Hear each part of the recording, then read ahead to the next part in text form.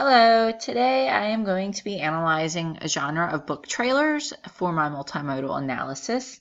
Book trailers, much like their elder sibling movies, movie trailers are meant to give a visual or theatrical prelude, highlighting different themes or plot points of a book.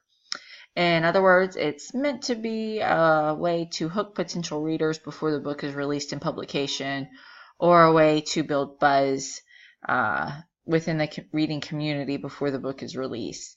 So I watched my first book trailer around 2011. I don't recall which trailer or which book it was for, but I was made aware at that time of a whole new way that was created to introduce the world to literature. Since my first time watching a book trailer, I've viewed hundreds of book trailers. Each book trailer is always different and unique depending on its genre, context, and themes. So today I would like to review and analyze 4 different trailers for you. The first 2 are going to be from the mystery genre and the second 2 from the romance genre. I will view each trailer individually and analyze their design choices or crap, meaning their contrast, repetition, alignment, and proximity. And then after watching each trailer for the genre, I will compare both and contrast both trailers together. So the first trailer we're going to watch is for, again, the mystery genre. It's for an actual series of books titled the Miriam Black novels. And this trailer was put together in 2012, so we'll take a look at that. I met her at a bar. Young girl. Younger than me, anyway. Eyes like hot coals, hair like she French kissed a cower battery.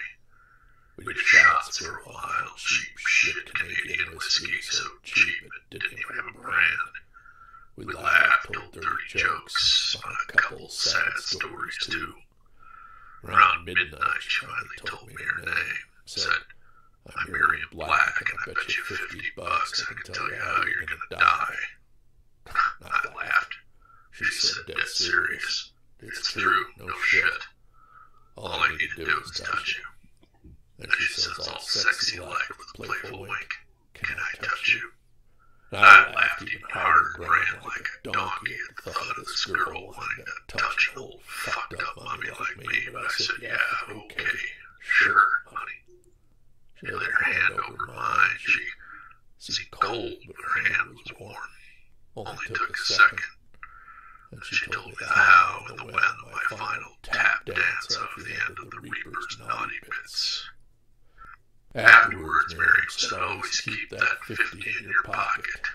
Then she winked and was gone. Now here I am. Just like she said, I slipped on a patch of ice outside the farmhouse, cracked my head good. I feel the blood on my neck, wetting my shoulders. As I'm lying here watching a squadron of geese fly overhead who shows up at little Miss Miriam Black. She comes up to me, kneels down, smiles, reaches into my pocket, feels around. It's too cold for me to get a thrill. Pulls out that 50 I put there.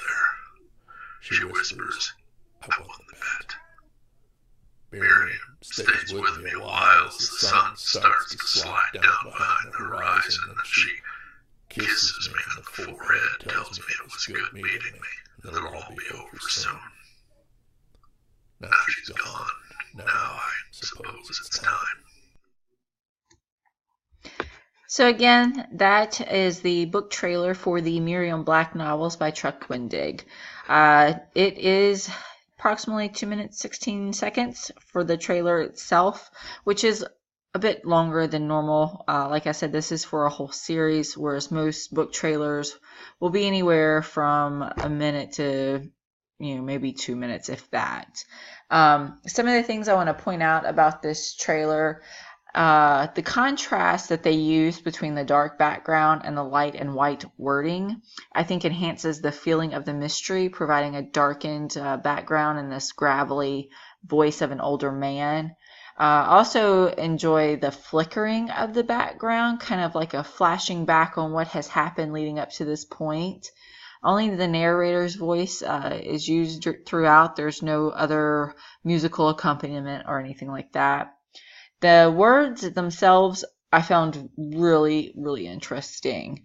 The alignment and proximity of all the words, they're kind of all over the place. You have words building on each other right at the beginning here. Let me see if I can mute that and play it here. So you have all the words building on each other.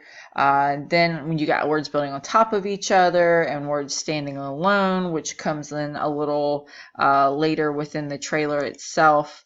And then I think it's interesting and intriguing the way of using these words and putting them together in a visual format. It provides, while it provides an intriguing visual, it can sometimes be a little hard to follow. As an avid reader, when I see words, I automatically just want to follow them and read them. And this doesn't really provide the best format to do that with ease. But having said that, if the words were just scrolling across the screen, I think it would definitely lose the spark that kept me watching. Now, again, most of this is only text, but I did find it interesting how there were certain parts of the trailer they used the text as visual. As you can see here on the screen, it has "Can I touch you" was what he said, but using the handprint kind of coming up there, I thought made for interesting. There are a couple other places. There's a little bit of repetition in the trailer where he uses the word wink, and it kind of, the word wink itself winks out of the picture. The first one is going to be around the 44-second mark here. As you can see where she says "sexy like" with a wink, and then it kind of goes out there. And then again, you get that same kind of wink at about 1 minute 14 seconds. Let me go back here. Here you go. Afterwards, Miriam said, "Always keep that 50 in your pocket." Then she winked. So I found that kind of interesting how they use the words themselves kind of as a visual graphic. Another one that I really, really thought was an interesting use of the words, it's going to come about the 1 minute mark. And that's when he's going to use a whole line of text there as to mimic the second on a clock. So he has like this long line of text that you're going to see come out here in just a minute. There we go. And it only took a second. I thought that was really interesting how it has the words kind of ticking down from that mark in the motion. And the other one I thought was really interesting and a good use of visual was going to be towards the end, about the 1:39. We'll start it here, where he uses the text itself to mimic and demonstrate a person kind of kneeling over him, where she comes up to me, kneels down, smiles. So you have like this little block of text here that's supposed to mimic almost like someone kneeling. So I believe that the intended readership for this trailer would find it interesting and would like to read it. And having said that, for its creativity, it may come off a little jumbled and confusing to certain people, which could possibly be a little off-putting for them. However, it is true to the mystery genre, and although the narrator does tell that he dies, it leaves the mystery surrounding Miriam Black still. So you want to know, how did she know he was going to die, when he was going to die, where he was going to die, what was the $50 for, why didn't she just get it from him when she told him the time of how he was going to die and when he was going to die, why wait until it happened. So it really does what a mystery trailer should do, which leaves the audience wanting more questions. So, and this is what's going to obviously make them want to go out and buy the books. Okay, so the next trailer we're going to watch is for a book entitled The Passage. Now, this trailer was released in 2010, actually 2 years before the Miriam Black novel trailers were released. And this is also for a series, but it is for the individual book. It is for the first book in that series. My name is Amy, and I'm 97 years old. I remember the time before, when the cities were full of people and animals. I used to ride the bus with my mother, and then she went away. That was before it ended.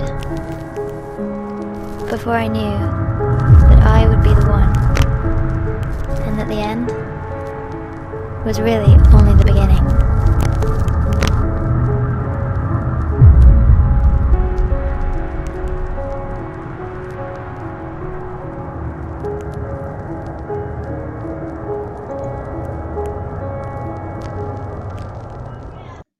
Okay, so this trailer I found really interesting in watching it.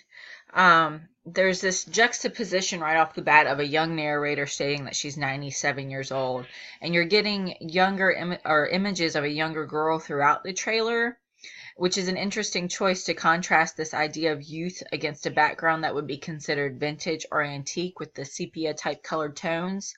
There is very little text in this, but again, you have kind of that flickering for this, like a film reel or shutters from the camera that are shown throughout the trailer itself.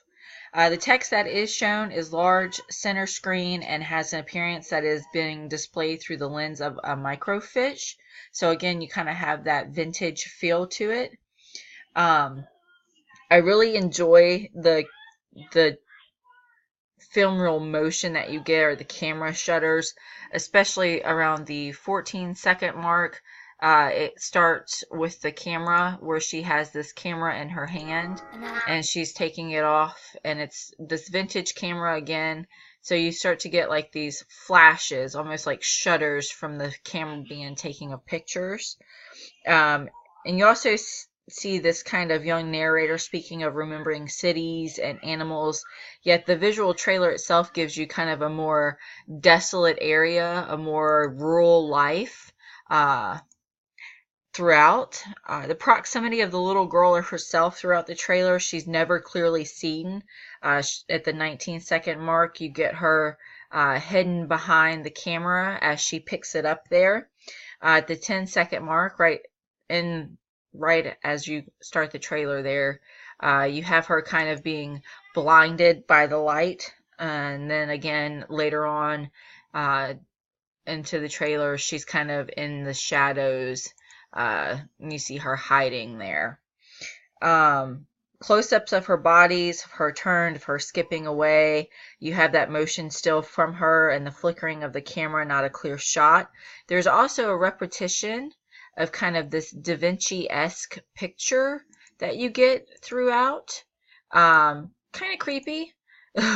The first one is probably about the 11-second mark, I believe, where you kind of get this just quick flash, and not even trying to pause it, it's a pain in the butt, of this Da Vinci-esque picture. And then you get it again later on, here about the 23-second mark, quick flash, and then you're back to the little girl in the shadows. So I think that that really kind of gives the mystery throughout the whole trailer itself. When you get to the end of the trailer, you do get a final shot of the book and book cover with the credits, and you notice that this is the picture that you've been getting kind of subliminally throughout the trailer itself. I believe that the intended readership for this trailer would really enjoy this one. The creativity of contrasting the idea of young and old, of innocence and experience, through a young narrator being 97 years old is very intriguing. Also, the constant flickering of the picture throughout with the simple text of "something is coming" kind of lends and invokes that mystery. Much like the last trailer, it leaves the audience asking questions. What's so special about this little girl or elderly woman? Where is everyone else? Is she on her own? Is there some type of pandemic going on? And also have to smile at the final blurb that you get there towards the end. Let me see if I can find it here. "Read this and the ordinary world disappears," from Stephen King. I think this would contribute to a level of how good is this book really by adding a review from Stephen King, who happens to be the king, pun intended, of weird mystery, suspense, and horror genres. It certainly gives a kind of credibility to the work and author. Now, just to kind of contrast between the two, some differences and similarities, other than them being both obviously mystery genres, you got each trailer being narrated by a character from the novels, and each trailer has that kind of flickering film reel feel to the background or overlay, as in the case of the second trailer. Some of the notable differences are that the first trailer held very little in pictures or images and is mostly text, but the exact opposite obviously for the second one, which is all images and very little text. With the first one, the only sound the audience has is the voice of the narrator, whereas with the second, you had the voice not only of the narrator, but also the soft music playing in the background, which can kind of lend to that ominous feeling.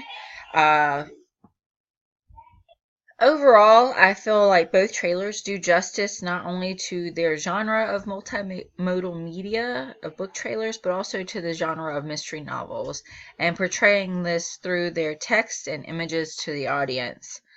Again, both provide their audiences with nagging questions any mystery book trailer should leave you with. I think the second trailer for The Passage maybe did a better job than the first Miriam Black book trailer visually, although the first was very creative. The second was easier to follow visually, and I think it gave a better picture of the book to the audience. But then again, that first one can get a little frustrating. It's kind of a double-edged sword. I did like the way it was presented much better than just the microfiche flashing of the second text across the second one. But overall, I have to agree that the passage from the second book trailer, The Passage, maybe does a little better of a job visually.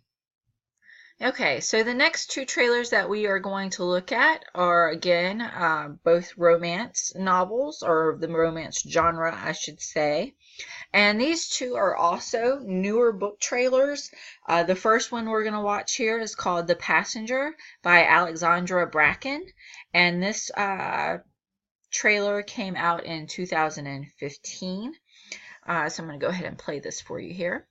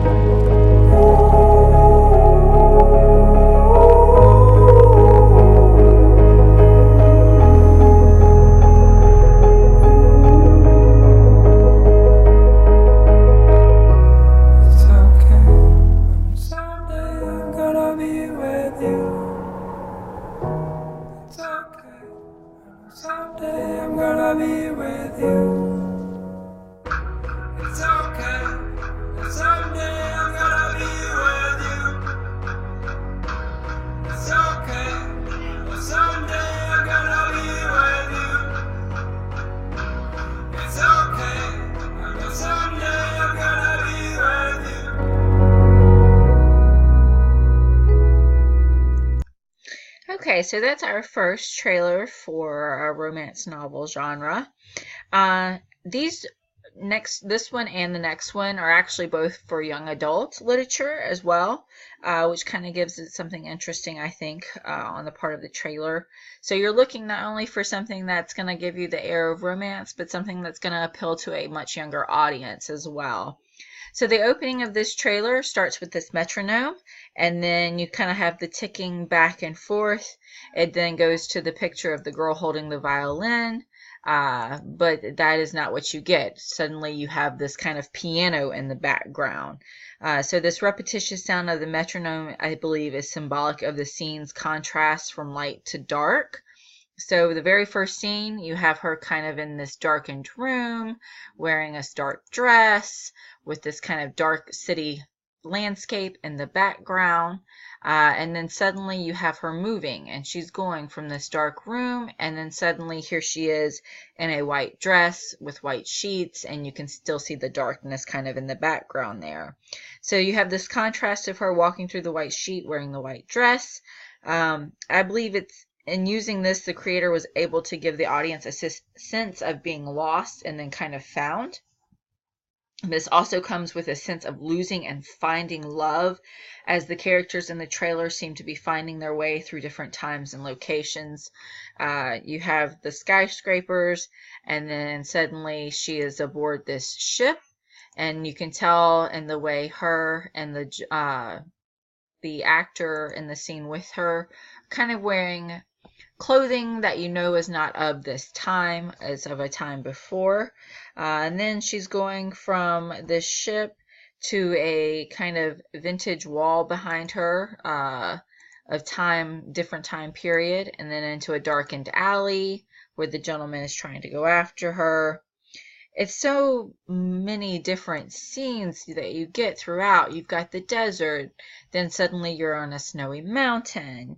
So it's obvious that there's some type of adventure that's taking place.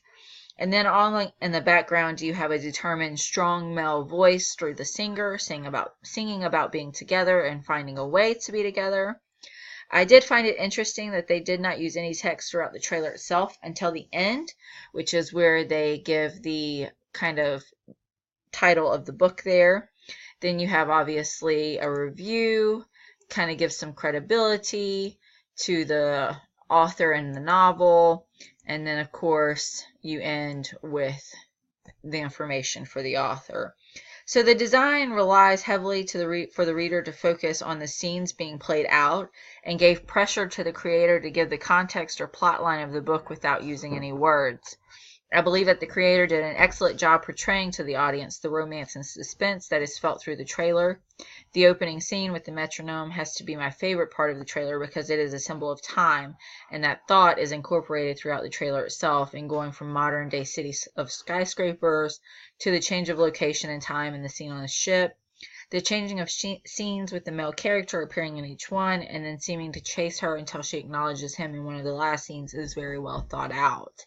This is, again, a young adult novel, and I believe that the wide crowd can appreciate the star-crossed lovers feel it provides the audience. Even without words, this trailer provides a glimpse of a tale of depth in the idea of setting, plot, and I'm sure emotions. So the next one we're going to go to here is called The Siren.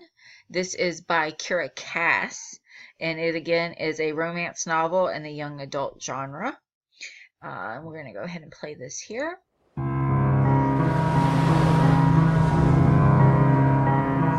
Come through your heart into the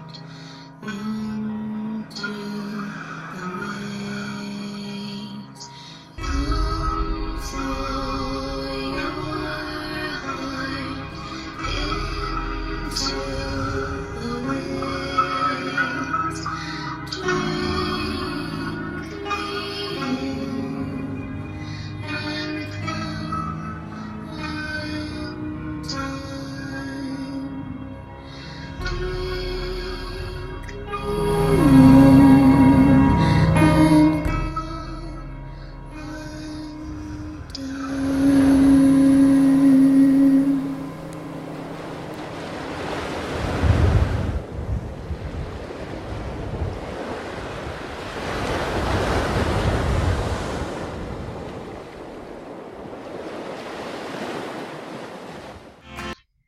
Okay, so in this one you have an opening scene that starts again with the music of a piano, and you also have text in this one. I noticed as the trailer played, the text is all caps, and it seems that there are certain times that more important details are in a larger font, as in the first 3 seconds you get "I am a siren, my voice is death." My voice is death is obviously offset in a larger style font from the "I am a siren." Again, at the 23-second mark, you're going to get I Will Belong to the Ocean, and then right after that, For 100 Years, which is obviously once again offset from the I Will Belong to the Ocean. While the white of the text does contrast against the blue well enough, there is a scene where the text appears against the brightness of the sky, which is going to be about the 34-second mark here, where it says, "But my heart belongs to you." As you can see, even going back and forth through it, you kind of, oh, but my heart belongs to him. See, you kind of miss this section right here that says to him because of the brightness of the sky and the white lettering. So the scenes as a whole are pretty bright from one to the next. There's no real distinction between them. Even as you can see here, the brightness of the scene itself kind of pales out the actress. And I think that because of this, there's not a real large difference, and it kind of takes away. There are a couple of scenes, like in the beginning, where you have the water here, and then you have it again here. Kind of gives you a different tone from that. I think that it kind of loses, even here in the lettering, you can say, "And I will risk everything for love," but because of the white lettering, you kind of lose the "for" in the beginning of the love part there. So the female voice that's singing in the background does lend a nice tone to the trailer. Her voice is high, and the slow way in which she sings gives a bit of a dread and tension to the trailer, which heightens the idea of two people or kids falling in love. Again, this book is also a young adult book, and I believe that it does a good job of portraying to its intended audience the suspense and romance of the book. However, I think that the contrast between the color of the words and the overall brightness of the scenes could have been enhanced had they played with some darker colors or given views from beneath the water. This also would have provided a change of scenery, which I feel would have also helped with this particular storyline. Both of these, again, are YA trailers or young adult trailers for novels, and are provided more of a visual portrayal of the books as opposed to all textual or mostly textual. And they do great at incorporating the songs that seem to really relate to the themes of the novels as well. However, even though the first trailer was images only, I believe it did a better job at portraying the themes and plot of the novel than the second trailer did. The contrast between the shifts of location in the first trailer definitely provided with more depth than just the one location of the second. So that's all I have. Thanks for watching, and I really hope you enjoyed my multimodal analysis of book trailers.